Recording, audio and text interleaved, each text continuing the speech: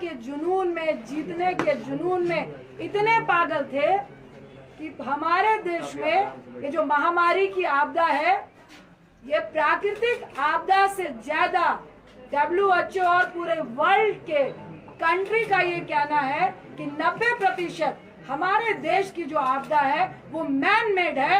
आपके प्रधानमंत्री, आपके सत्ताधारियों ने इसको जबरदस्ती फैलाने का काम किया है, लोगों को मारने का काम किया है। और आपको शर्म नहीं आ रही कि उस बीच में अगर कुछ लोग अपनी जान की परवाह किए बगैर आपकी मदद करना चाहते हैं तो आप जेल खेल रहे हैं, आप राजनीति खेल रहे हैं, आप लॉबी खेल रहे हैं। देखिए, मुझे लॉबी खेलने का कोई शौक नहीं है, ना इस वक्त राजनीति खेलने का शौक है, और ना ही जो खेलेगा उसको खेलते देते रहने का, देखने का शौक है। देखिए, जो चौराहे पे है वो तो रहेगा, जो डर रहा है वो इस बात को समझे कि जल्द से जल्द अगर पप्पू जी की रिहाई नहीं हुई और ये ड्रामा चलता रहा तो बहुत जल्द आपको भी मुख्यमंत्री आवास से निकलना पड़ेगा, आपके मंत्रियों को मुख्यमंत्री आवास से निकलना पड़ेगा और चौराहे में खड़ा होना पड़ेगा और जवाब देना पड़ेगा। ये दिल्ली में बैठ के जूम से काम नहीं चलेगा। अगर आज आप फर्जी केस में पप्पू जी को जेल में डाल के ये जो प्रशासन और डॉक्टर का खेला खेल रहे हैं, 3 दिन से उनको पटना से मधेपुरा से वीरपुर, और अभी प्रशासन और डॉक्टर के सूत्रों से हम बता रहे हैं कि उनको दरभंगा आप भेज रहे हैं, और उसमें डॉक्टर बोल रहे हैं कि हमने लिखा है कि higher medicine, higher doctor facility की रिक्वायर। अब प्रशासन जाने की उनको कहाँ भेजना है, प्रशासन कह रहा है कि डॉक्टर जाने की उनको कहाँ भेजना है। अरे आपका तो एक भी हॉस्पिटल में ऑक्सीजन सिलेंडर नहीं है। आप पप्पू जी का सीवियर इन्फेक्शन है, सुन लीजिए, शुगर के पेशेंट हैं और 1.25 महीने पहले उनका गॉल ब्लैडर का ऑपरेशन हुआ है, उनके लीवर में 30% प्रॉब्लम है। और अभी मैं आते वक्त भी जो डॉक्टर ने ऑपरेट किया उनसे बात करके आई हूँ कि हैवी रिस्क है कि उनको दोबारा इस हालात में इन्फेक्शन के चांसेस हैं, क्योंकि बहुत नया ऑपरेशन है। उसके साथ ही उनको सीवियर इन्फेक्शन थे, जिसकी सारी रिपोर्ट आपको दी गई है। मैं फिर आपको आगाह करूंगी कि ये खेला बंद कर दीजिए, ये राजनीति बंद कर दीजिए, उनको रिहा कीजिए, और आपके जेल के अंदर वो पॉजिटिव होके आएंगे तो ना मैं माफ करूंगी ना आपको जनता माफ करेगी। और सिर्फ माफी से काम नहीं चलेगा। अगर चंद दिन के अंदर, 2 दिन के अंदर पप्पू जी रिहा नहीं होते हैं और आप ये डॉक्टर और प्रशासन का खेल खेलते हुए उनको हर दिन गाड़ी में 4-4 लोगों के साथ बैठा के जो घुमाने का आप काम कर रहे हैं, तो आप भाजपाई लोग भी सुन ले, मुख्यमंत्री साहब भी सुन ले। रूडी साहब, आपकी जो एम्बुलेंस घर में थी वो सरकारी खजाना था, और एक तरफ लोग 12,000 रुपए पर किलोमीटर एम्बुलेंस के लिए दे रहे थे और तब भी नहीं मिल रही थी। मैं अनशन में बैठूंगी जब तक आपको जेल के अंदर नहीं कर दिया जाएगा। ये खेला खेलना बंद कर दीजिए, ये गंदी राजनीति महामारी के वक्त बंद कर दीजिए। आज मैं फिर कह रही हूँ कि मुख्यमंत्री साहब फोन कीजिए, अगर आपको लगता है कि कोई मदद करने में राजनीति कर रहा है, मुझे फोन कीजिए, पप्पू जी को फोन कीजिए और बताइए कि पप्पू जी मदद कीजिए, महामारी है, हम सब मिलके काम करेंगे। लेकिन ऐसे मत कीजिए जहां आपको लग रहा है राजनीति हो रही है। हम आपको सहयोग देने के लिए तैयार हैं। फिर आपको आगाह कर रही हूँ, इस महामारी में राजनीति मत कीजिए, किसी की जान मत लीजिए। अगर हमारी फैमिली को आप खतरे में डालेंगे, अगर आप बिहार की जनता को खतरे में डालेंगे, अगर हमारे बच्चों को आप खतरे में डालेंगे, तो आपका परिवार भी मुख्यमंत्री आवास में नहीं बैठ पाएगा। आपका बेटे की मैं रिस्पेक्ट करती हूँ, भूल हो गई, आपका पूरा परिवार नहीं है, लेकिन मैं टिप्पणी नहीं करूंगी। भाजपाइयों का परिवार है, जो मॉडलिंग करते हैं उनका परिवार है, और मुझे सबके परिवार के लिए दया है और सबके परिवार की फिक्र है। इसीलिए हम लोग चुपचाप बैठे थे। इसीलिए आज मेरा बेटा यहाँ नहीं आया, क्योंकि मैंने अपना रिस्क लिया, उसका नहीं लिया कि बेटा रुक जाओ, पैंडेमिक चल रहा है। और ये बहुत गुंडई राज वाले लोग हैं, किसी की परवाह नहीं है। जब जनता को ये कीड़े मकोड़े समझते हैं तो हम लोग की क्या औकात है। लेकिन औकात उसी की होती है जो गोल्फ लिंक में बैठकर गोल्फ खेल रहा होता है और तेज-3 होता है, जो सड़क पे होता है, उसको औकात दिखाने की कोशिश नहीं कीजिएगा। मैं इतना ही क्या कि मुख्यमंत्री साहब, अब ये राजनीति बंद कर दीजिए। उनको इस फर्जी केस से वीडियो वायरल हो रहे हैं, वो सब दिख चुका है कि वो फर्जी केस है। उनको रिहा कीजिए और हम लोग सब मिलकर इस महामारी से लड़िए, क्योंकि एक तरफ आप इतनी घटिया राजनीति कर रहे हैं और दूसरी तरफ तीसरी लहर की बात इस देश में हो रही है, उसकी चिंता कीजिए। अपनी राजनीतिक रोटियां सेकने की चिंता मत कीजिए। अगर आपको डर लग रहा है उनके कद से, तो चुनाव अभी बहुत दूर है, तब तक जनता भूल जाती है। ये आपको हम लोगों से ज्यादा मालूम है, इसलिए महामारी की फिक्र कीजिए, राजनीति की फिक्र मत कीजिए। बहुत बहुत धन्यवाद। मैम, हाईकोर्ट में याचिका भी इसे खारिज कर दिया गया है, जो जानकारियां हमें मिली है।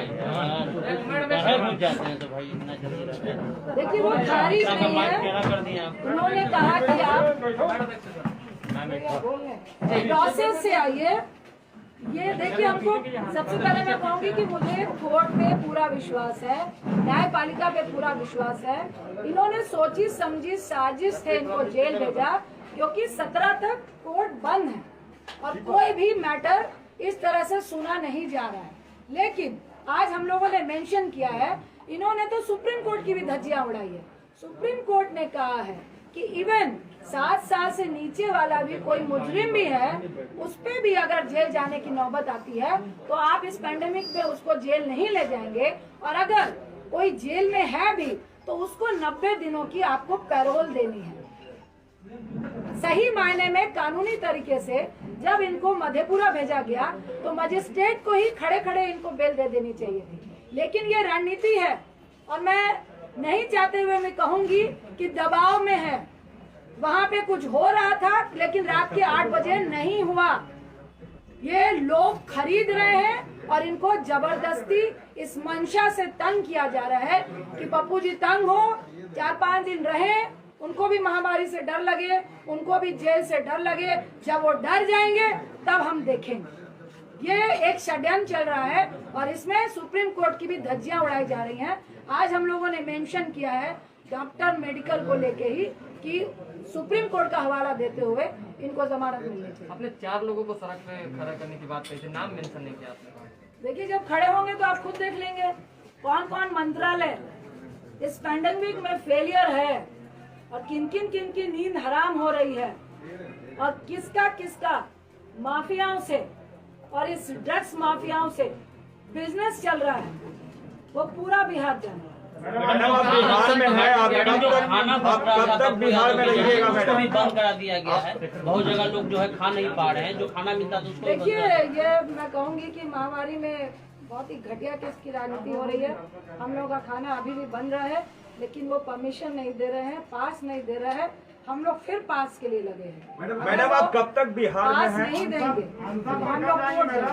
मैडम, कब तक आप बिहार में? मैडम, पप्पू यादव उजागर कर रहे थे काफी खुलासों को, आप उनको कंटिन्यू रखेंगी जो वो कर रहे थे? देखिए, और कहीं प्रशासन भी आप पर ये कार्रवाई कर सकती है? मैं बिहार हूँ, मैं दिल्ली हूँ, मैं कहाँ हूँ, लेकिन आपके अस्पतालों का निरीक्षण लगातार चलेगा और आपके अस्पतालों की पोल अगर आपने सही नहीं की तो वो आप लोग फोटो देखेंगे, उसके वीडियो चलेंगे।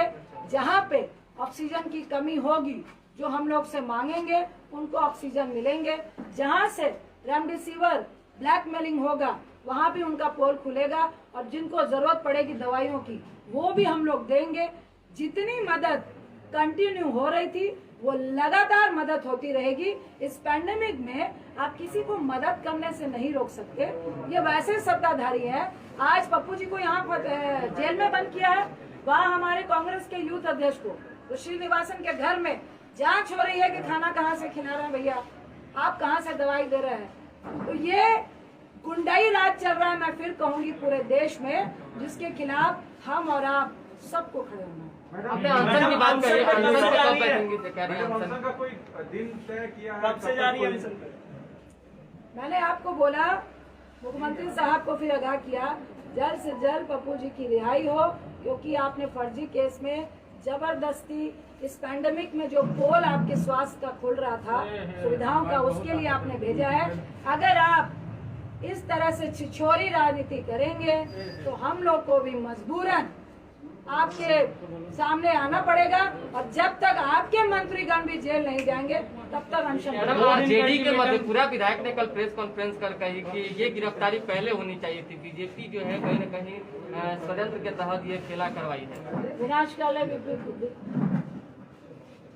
मैडम, पीएम केयर फंड जो है पारदर्शिता उसमें नहीं आई, कहा जा रहा है कि जो वेंटिलेटर खरीदे गए उसमें बहुत सारे तकनीकी खराबी चल रही है। आपको दूसरी पीएम केयर फंड की बात चल रही है। 100 रुपए किलो डीजल, 100 रुपए डीजल और पेट्रोल हो चुका है, और उससे उनको 21 लाख करोड़ रुपए आ चुके हैं। और पीएम फंड में भी कितने रुपए आए हैं वो उन्होंने बताया नहीं है, और ये पैसा कहाँ जा रहा है, किसकी जेब में जा रहा है। क्या मुझे तो, मैं दावा करती हूँ कि ये ऑक्सीजन सिलेंडर की ब्लैकमेलिंग वालों को मिल रहा है। अभी दिल्ली में खान मार्केट में पकड़ाया था 800 जो ऑक्सीजन आपके कंसंट्रेटर हैं, और उनका जो नवनीत कालरा वो बीजेपी और आम पार्टी से मिला हुआ है। ये तो मिली भगत ही, और उन्हीं को पैसे दिए जा रहे हैं कि आप विदेश से मंगाइए 20,000 में, और यहाँ पे 70,000 में दीजिए, और फिर हमारे पार्टी फंड में भी दीजिए। तो चुनाव में आखिर सत्ता पाने के लिए किस तरह से वो एमएलए महामारी को छोड़ के सेंट्रल विस्टा पर ज्यादा ध्यान दिया जा रहा है अभी जो मैडम, सिंपल सवाल ये है कि 2005 में जब चंद्रशेखर खड़े हुए थे मधेपुरा से, उन्होंने पैम्पलेट पर आपका और पप्पू जी का फोटो लगाया था, लेकिन कल उन्होंने कहा है कि पप्पू यादव गुंडा है और बीजेपी के एजेंट है। आप सवाल का भी जवाब आप खुद ही दे रहे हैं। नहीं तो आप बताइए ना कि आपका फोटो भी इस्तेमाल किया। मुझे कोई कमेंट नहीं, वो इस लायक नहीं है। मैडम, जिस तरह से पप्पू जी लगातार सरकार के खिलाफ उद्भेदन कर रहे थे, क्या रजिंदर रंजन जी अब बिहार प्रवास करके इसी तरह का पप्पू जी का जो कार्य था वो संभालेंगे? देखिए, मैं इस पैंडेमिक में तमाम बिहार वासियों के साथ हूँ, और ये दुर्व्यवस्था जो स्वास्थ्य में है उसके साथ हूँ, जो हमारा सिस्टम फेलियर है उसके साथ हूँ, और लगातार खड़ी हूँ। इसके लिए मुझे कोई नहीं उम्मीद में आरजेडी से कोई उम्मीद, आरजेडी से क्या उम्मीद है? हम महामारी की बात करने आए हैं, और आरजेडी के भी बहुत सारे ऐसे एमएलए हैं, बहुत सारे ऐसे लोग हैं जिनका दर्द पप्पू जी के लिए है, और जो गलत हुआ इस महामारी में है उनके लिए है। उनको मैं बहुत बहुत धन्यवाद दूँ। भैया